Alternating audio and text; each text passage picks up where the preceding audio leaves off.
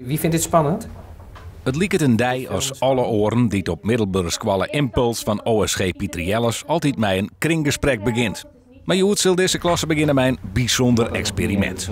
Ik neem aan dat jullie allemaal jullie eigen mobiel willen te rusten leggen. Want de smartphone verdwijnt een week lang in dit dwarsken. Onze generatie die natuurlijk mede verantwoordelijk geweest is voor de introductie daarvan. Ja, het kwam verder niet met een handleiding van hoe ga je er nou vervolgens mee om.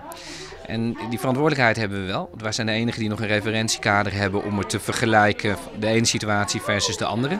Dus het is leuk om leerlingen eens mee te nemen in een soort simulatie van hoe het was, bij wijze van spreken.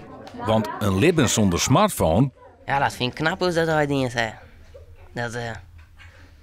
Ja, ik zie het zelf net echt helemaal hoe ze dat uit beregeld hebben.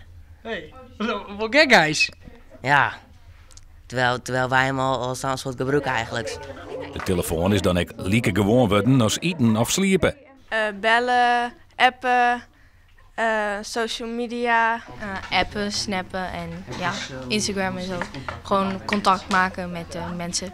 De smartphone wordt in een verzegelde dwarsken dienen en mij alleen nog in neetgevallen broekt worden. Het is onderdeel van de week van de mediawijsheid. Het heeft nu eenmaal een plek in onze samenleving. En die plek die vraagt om dialoog. Wat is het minste missen? Ik denk toch wel dat ik appjes kan ontvangen en dat die het. Gelukkig binnen de leerlingen nog enthousiast.